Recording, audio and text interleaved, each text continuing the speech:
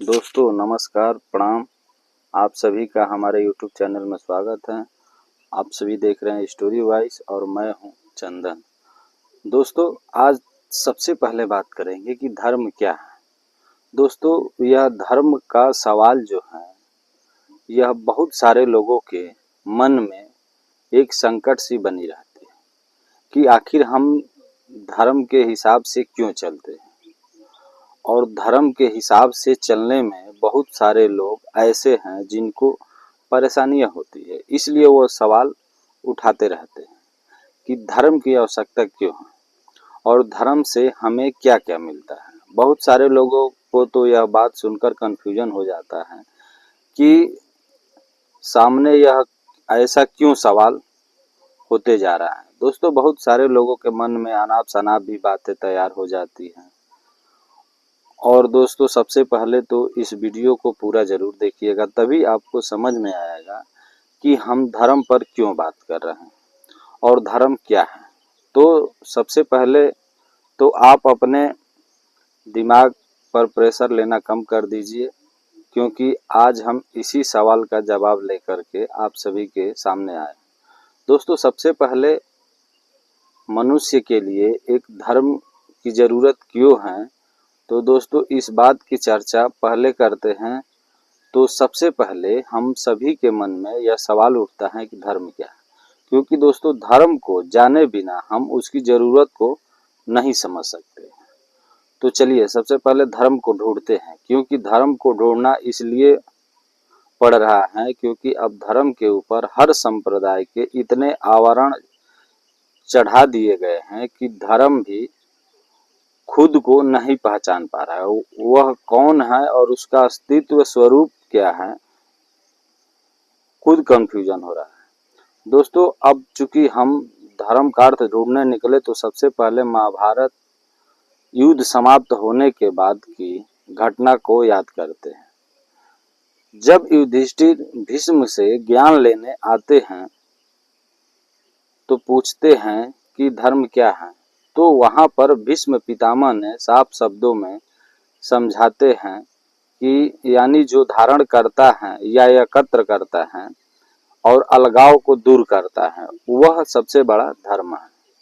इसको अगर साफ अर्थों में जानने की कोशिश किया जाए तो जो मानव को, मानवता और समाज को और राष्ट्र को आपस में जोड़ता है वही असली धर्म है, और जो मनुष्य की अधोगति में जाने से बचाए, और वही धर्म इसके विपरीत जो भी है वह धर्म नहीं है। यानी जब एक मनुष्य को दूसरे मनुष्य से लड़ाई करा दे वह धर्म नहीं है। धर्म वह है जो सबको जोड़ कर रखती है, वह धर्म नहीं है।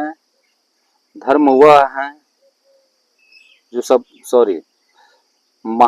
दोस्तों इसको महर्षि व्यास जी ने पुराणों में बताते हुए नारद जी से कहा है कि परोपकाराय पुराय पापाय परपीडनम, यानी दूसरों की सहायता करना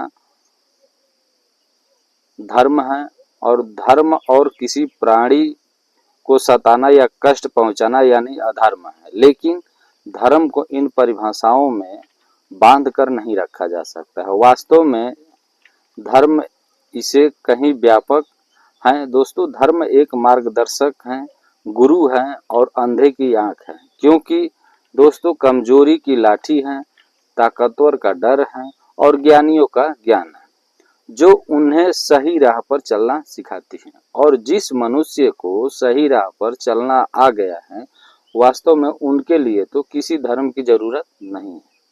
दोस्तों मनुष्य जन्म से लेकर मृत्यु तक एक अहंकार, लोभ, अभिमान और मोह के बंधन से पूरी तरह से बंधा रहता है।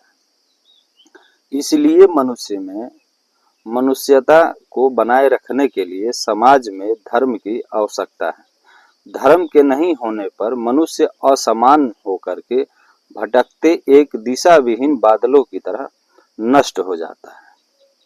इसलिए मनुष्य को नष्ट होने से बचाने के लिए धर्म की आवश्यकता पड़ती है।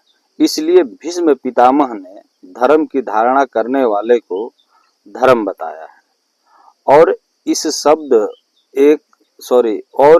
एक शब्द से भी मनुष्य के लिए धर्म की आवश्यकता को आसानी से समझा जा सकता है, क्योंकि धारणा करने का अर्थ है अपने आप में समेट लेना। जैसे आप वस्त्र धारण करते हैं तो उसे अपने ऊपर पूरी तरह से समेट लेते हैं, आप उसे वस्त्र के हो जाते हैं और वह वस्त्र आपका हो जाता है।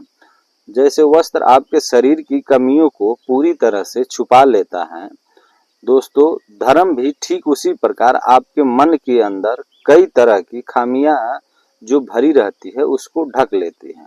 और आप कितने भी दूषित विकार हैं, धर्म उन सभी को अपने हिसाब से ढक लेती है और आपके व्यक्तित्व और चरित्र को उभारने की धीरे धीरे प्रेरणा देता है। क्योंकि जब आपको लगने लगे कि आपके अंदर की खामियां आप पर हावी होने लगी है, तो समझ लीजिए कि आप धर्म से कहीं दूर जाना शुरू कर दिए हैं। और उसी वक्त आपको धर्म के बारे में सोचना चाहिए और अपने धर्म को पहचान कर अपनी दिशा बदल लेनी चाहिए, ताकि आप जब अपने धर्म के हिसाब से जिएंगे दोस्तों, तो कोई भी धर्म के लिए नहीं लड़ता है। दोस्तों वास्तव में अगर देखा जाए तो हर कोई अपने लालच को पूरा करने के लिए ही लड़ता है। दोस्तों सबसे पहले आपको यह समझना होगा कि धर्म क्या है। तो अगर इसको सरल शब्दों में कहे तो धर्म केवल अच्छे कार्यों का अभ्यास करने और ईश्वर द्वारा निर्मित मानवता और प्रकृति का सम्मान करना, सोचिए वही सबसे बड़ा आपका धर्म है। अगर आप कहें कि जर्मनी में धर्म के नाम पर यहूदियों की हत्या की गई और उसमें ईसाई भी शामिल थे, तो यह कितना अजीब लगेगा। लेकिन दोस्तों यही देखा जाए कि सीरिया, अफगानिस्तान, पाकिस्तान, भारत में भी यही स्थिति बनी रहती है, क्योंकि हमेशा से राजनीतिक और मानवीय लालच रहा है जो दुनिया के विभिन्न देशों में रहने वाले सभी मनुष्यों के समान रूप से मौजूद रहे। दोस्तों आज दुनिया में बहुत कम ही लोग ऐसे हैं जो धर्म का पालन करते हैं, बाकी लोग तो बस अपनी परंपराओं से मिली शिक्षाओं का अभ्यास करते रहते हैं। और पारंपरिक प्रथाएं धर्म नहीं है, इनमें और धर्म में बहुत बड़ा अंतर है, क्योंकि धर्म नियमों का अनुष्ठान की एक प्रणाली है जिनका पालन करना अनिवार्य है और यही धर्म का एक आधार बनता है। लोग इस बात करते हैं कि नियमों के अनुष्ठानों की कौन सी प्रणाली सर्वोत्तम माना जाता है।